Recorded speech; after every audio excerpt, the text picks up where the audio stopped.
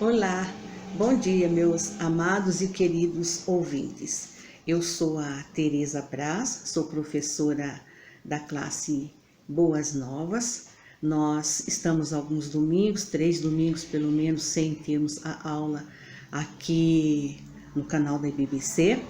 Eu tive um problema no meu aparelho, então não foi possível termos essas 3 aulas, mas hoje eu quero reiniciar com o estudo da carta de Paulo a Tessalonicenses, a primeira carta de Paulo aos Tessalonicenses. Antes de entrar no assunto, eu gostaria de orar com vocês, tá bom? Vamos orar?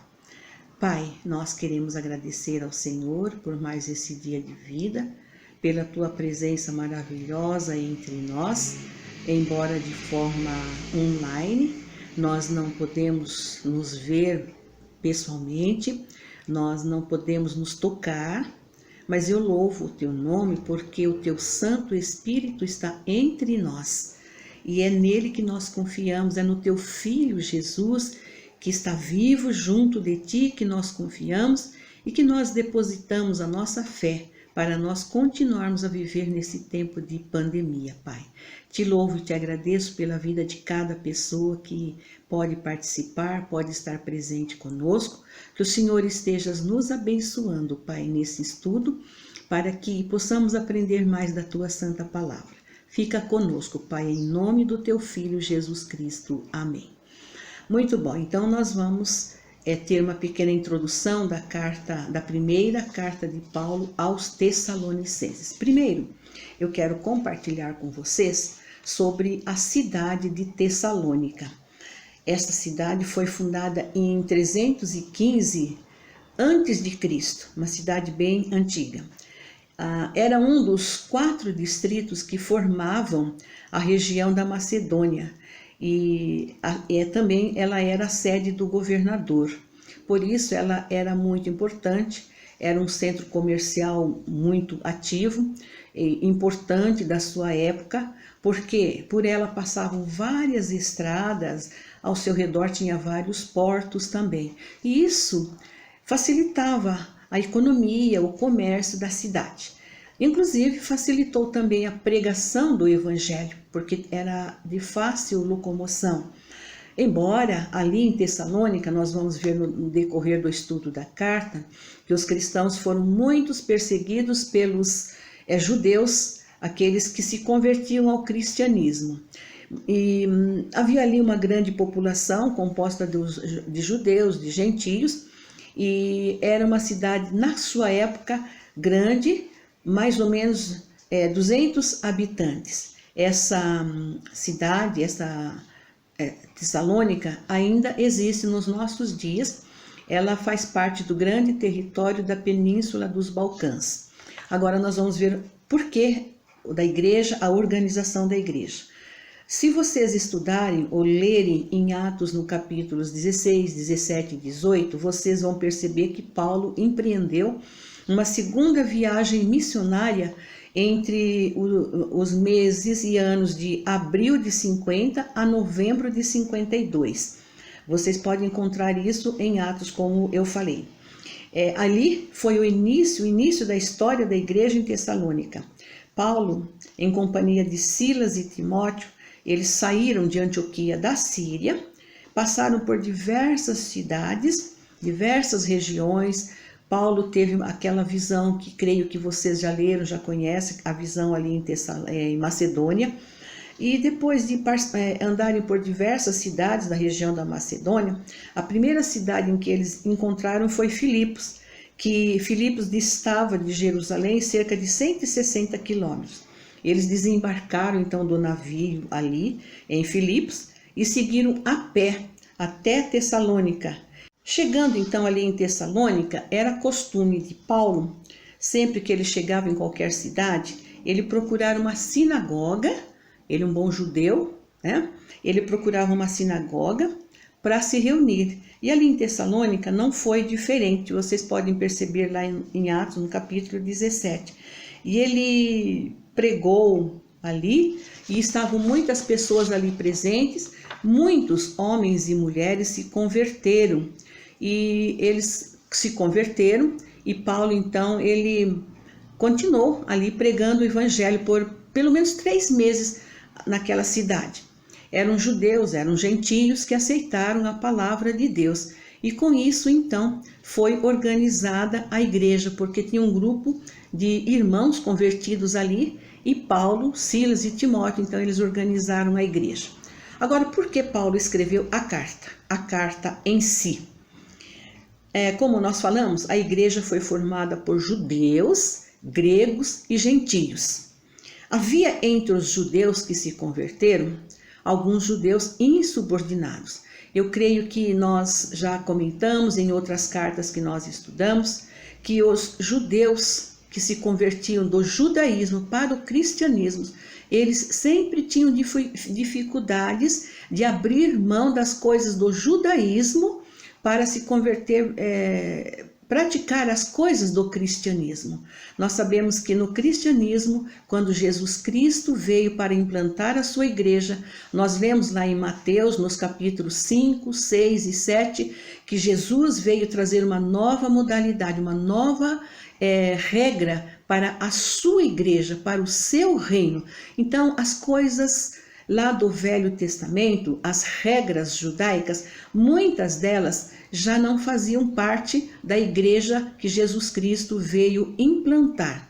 Nós cristãos vivemos debaixo das regras de Jesus Cristo ou da palavra de Deus, o nosso Rei. Assim, aqueles judeus que se convertiam, eles começavam a ensinar doutrinas falsas nas igrejas por onde eles passavam. E se vocês perceberem aqui, também não foi diferente em Tessalônica. Vocês podem ler em 1 Tessalonicenses 2, 14 a 16, que vocês vão ver que Paulo fala que esses judeus, eles perseguiram os apóstolos, eles até mataram o Senhor Jesus Cristo. Paulo e Silas tiveram então que, por causa dessa perseguição, eles tiveram que sair às pressas ali de Tessalônica, eles foram para Bereia, onde eles continuaram o trabalho. Paulo ficou pouco tempo ali, 3 meses, como nós falamos, e não foi possível, diante da perseguição e o pouco tempo que ele ficou ali, ele não conseguiu expor, ensinar, exortar os crentes em Tessalônica conforme toda a palavra de Deus. E surgiu muitas dúvidas ali naqueles crentes na igreja de Tessalônica. Por isso, foi o motivo que Paulo escreveu a primeira e a segunda carta aos Tessalonicenses. E um outro motivo, nós podemos observar vários motivos, mas um outro motivo também que levou Paulo a escrever aos Tessalonicenses foi para expressar a alegria dele em saber que os tessalonicenses estavam firmes na fé, mesmo diante dos judeus, as falsas doutrinas que os falsos judeus pregavam, os tessalonicenses permaneceram firmes na fé. Uma outra razão foi para instruí-los sobre a segunda vinda de Cristo. Se vocês observarem, tanto a primeira quanto a segunda carta, ela vai falar muito sobre a segunda vinda de Cristo. Mais para frente nós vamos ver sobre isso. E um outro motivo também que Paulo escreveu a carta foi para que eles firmassem na doutrina pura e santa, em especial sobre a volta de Cristo, para que eles estivessem assim apercebidos e preparados. Então, esses foram alguns dos motivos que levaram Paulo a escrever a primeira e a segunda carta. Agora, nós vamos entrar no capítulo 1, praticamente no estudo então das cartas. Já vimos a cidade, como foi organizada, e já vimos a carta também, e agora nós vamos entrar no capítulo 1. Esse capítulo ele tem 10 versículos, e ele vai apresentar então Paulo e Silas, a apresentação dos 3 missionários, e vai falar sobre a fidelidade da igreja. Nós sabemos que as 2 cartas foram escritas então por Paulo, mas ele menciona logo no primeiro versículo do capítulo 1, ele fala Silvano. Silvano é o mesmo que Silas, tá? Porque vocês vão ler lá em Atos que foi Paulo, Silas e Timóteo, e aqui então Paulo fala Silvano. Silvano é o diminutivo de Silas, tá? Então Paulo se apresenta ali, ele e Timóteo e Silas. que eram seus companheiros na segunda viagem missionária, quando então eles organizaram a igreja. Por isso que Paulo inclui esses dois nomes aí. Mais à frente nós vamos ver a importância desses companheiros de Paulo. Paulo vai sempre, ele cita os nomes de seus companheiros. O Timóteo, por exemplo, nós sabemos que ele ajudou Paulo na organização da igreja de Filipos, a igreja de Éfeso, a igreja de Tessalônica, a igreja de Corinto. Eles estavam sempre trabalhando juntos, ali em Bereia, eles trabalharam juntos também como missionário. Depois Paulo, ele se apresenta também, os três ali, ele fala graça e paz, graça e paz. São favores imerecidos que vêm do céu. Recebemos a graça de Deus quando nós recebemos Jesus, quando nós nos convertemos, e como resultado nós recebemos a paz que vem de Deus. Não é a paz que o mundo oferece, mas é a paz que vem de Deus, essa paz duradoura. Então, por isso Paulo sempre ele se apresenta e fala graça e paz para os cristãos. Do versículo 2 até o versículo 10, então, nós vamos ver a fidelidade da igreja. A igreja tinha várias qualidades ou várias virtudes, vamos assim dizer. Eu quero destacar apenas 3 destas virtudes, senão nós vamos ficar bastante tempo aqui vendo as virtudes desta igreja. Seria ótimo se nós cristãos, hoje, cada igreja pudesse ter e aproveitar estas virtudes, estas características dessa igreja ali em Tessalônica. No versículo 3, vocês vão encontrar que Paulo fala assim sobre a obra da vossa fé. Era uma igreja operosa em fé. Ela desenvolveu a fé salvífica em prática. Nós sabemos que muitas vezes quando nós falamos em fé, nós devemos pensar que nós temos a fé salvífica, que é a fé que nós cremos em Jesus, e também a fé para praticar a obra que ele deixou para nós realizarmos, para nós praticarmos. Então, Paulo e seus companheiros implantaram ali naqueles cristãos algo muito importante. Eles ensinaram, mais para frente nós vamos ver como foi importante o testemunho de Paulo e dos seus colegas de ministério. O segundo ponto que eu quero destacar, Paulo fala do vosso trabalho em amor, no versículo 3 do capítulo 1 também. Sabemos que a base do cristianismo é o amor. A fé se completa com obras, como diz Tiago 2, nos versículos 17, 20 e 26. E as obras são realizadas em decorrência do amor que nós temos para com Cristo e também para com o próximo. O amor, ela é a base, porque foi por amor que Deus enviou seu Filho ao mundo para perdoar os nossos pecados.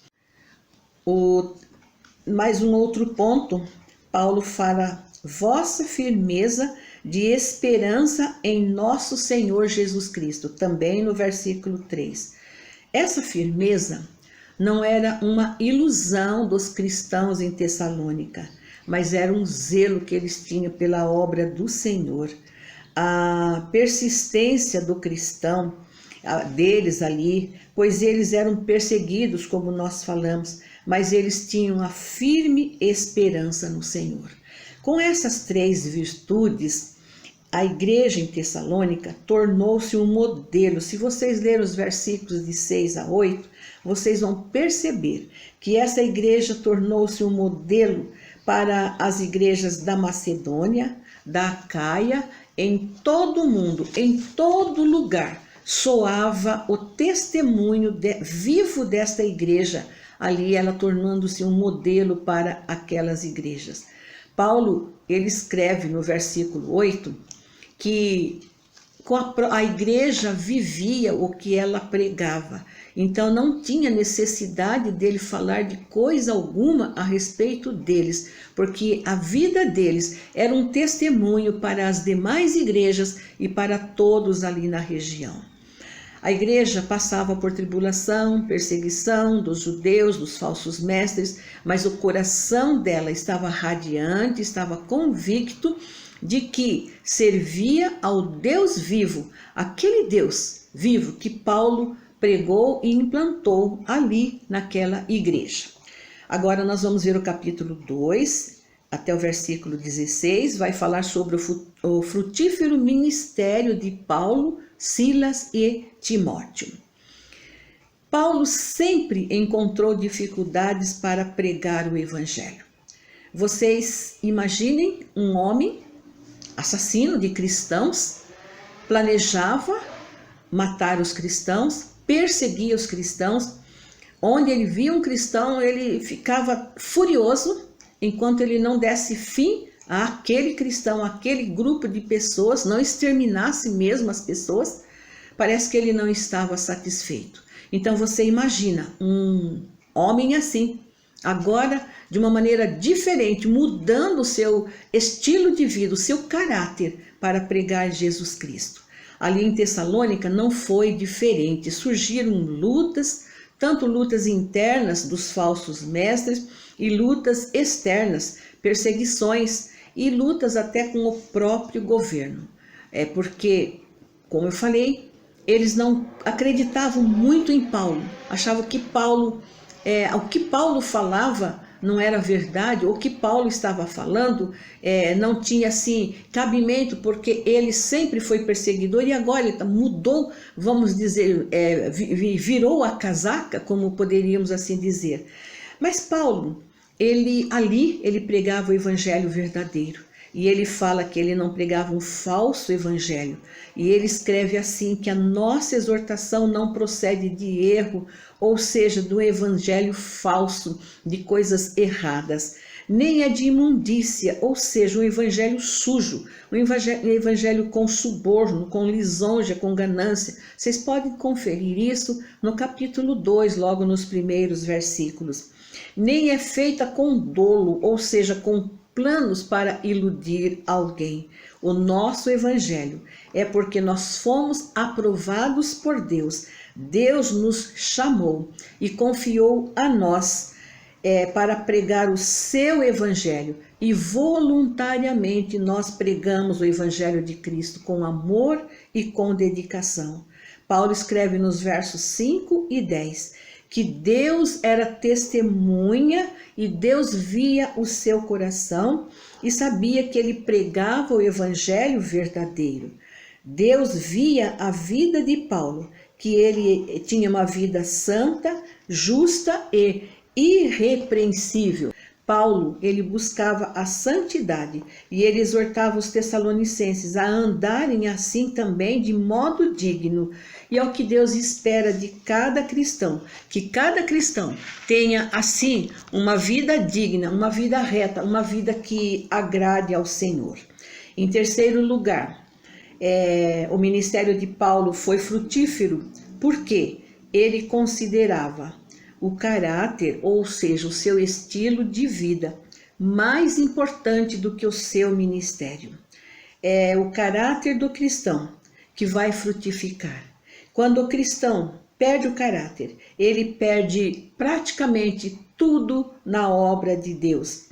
A vida de Paulo foi um modelo para os cristãos ali de Tessalônica e para nós também. Nós podemos nos basear na vida de Paulo, como Paulo foi um grande homem, um grande pregador, assim como foi um grande perseguidor, ele foi um grande pregador do evangelho. E assim, o seu ministério frutificou e a igreja também ali frutificou. Nos versos do capítulo 2, 17 até o capítulo 3, 10, nós vamos ver o desejo de Paulo em voltar para Tessalônica e a alegria em saber que a igreja em Tessalônica estava firme na fé. Já vimos que quando Paulo foi ali pela primeira vez, foi organizar a igreja e logo depois Paulo e Silas tiveram que deixar Tessalônica. Se vocês lerem em Atos 17, vocês vão ver que os judeus começaram a perseguir Paulo. Eles diziam que Paulo estava anunciando um outro rei, que era Jesus, e Paulo não falava sobre o rei César, que eles diziam que Paulo não obedecia a César, mas obedecia a esse outro rei que era Jesus. Para os judeus, Jesus que Paulo pregava não era rei, era simplesmente um carpinteiro. Eles não criam que Jesus era o Filho de Deus. Mas Tessalonicenses foi assim, Paulo querendo ir ali para Tessalônica, ele foi impedido de ir ali para Tessalônica por Satanás. Podem ler no versículo 18. Nós não sabemos por que ele foi impedido para ir ali para Tessalônica, foi impedido por Satanás. Mas uma coisa nós sabemos com certeza, que quando nós estamos realizando a obra do Senhor, quando nós estamos procurando fazer a vontade do Senhor, nós vão surgir oposições e empecilhos, mas Deus sempre vence. Deus é maior do que qualquer oposição de Satanás e Ele abre a porta. Deus abre portas para nós, Deus abre oportunidades para quem realmente quer fazer a vontade dele, está dentro do plano dele, ele sempre abre portas. Paulo, por exemplo, foi impedido por Satanás em ir ali em Tessalonicenses, mas ele escreveu essas duas cartas ricas, essas duas cartas maravilhosas que ensinou aos Tessalonicenses e para nós também hoje. Quantos ensinos nós temos nessas duas cartas, quantas palavras boas, maravilhosas nós temos nestas duas cartas que Paulo escreveu.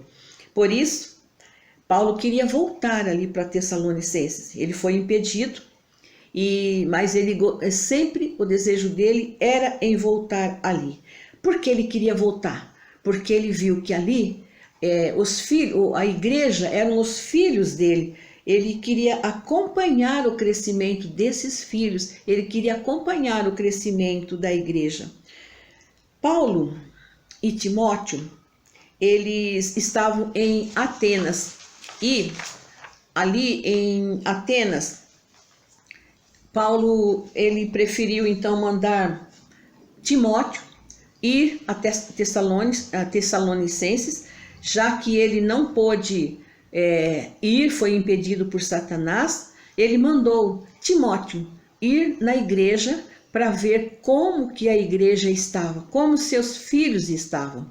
Paulo estava ansioso de ver o crescimento espiritual da igreja e então ele queria saber também porque a igreja passava por perseguição, a igreja passava por lutas. Quando Timóteo foi e retornou com boas palavras, dizendo que a igreja estava firme na fé, Paulo se alegrou. Paulo, como vimos, ele, num dos versículos, fala que praticamente ele reviveu. Ele se alegrou em saber que a igreja estava firme na fé. No finalzinho desse capítulo 3, nos versículos de 11 a 13, nós vamos encontrar uma oração de Paulo. E eu quero destacar aqui 2 motivos por que Paulo pedia oração. Nessa oração, ele fala: abram o caminho até vós. Ou seja, como nós falamos, Paulo queria retornar a Tessalonicenses. Então, Paulo dirige-se ao Deus Pai para que abrisse uma oportunidade para ele retornar ali. O segundo pedido que ele faz nessa oração é que Deus vos faça crescer e abundar em amor. Mais uma vez, fé e amor na obra do Senhor.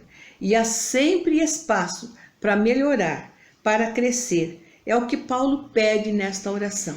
Para nós, hoje, cristãos, também não é diferente. Nós temos fé, a fé salvadora, precisamos desenvolver a nossa fé, precisamos desenvolver o nosso amor. E foi esta oração que Paulo fez aos crentes ali em Tessalonicenses. Nós vamos parar aqui, que Deus abençoe a cada um de vocês. No próximo estudo nós retornaremos estudando o capítulo 4. Deus vos abençoe.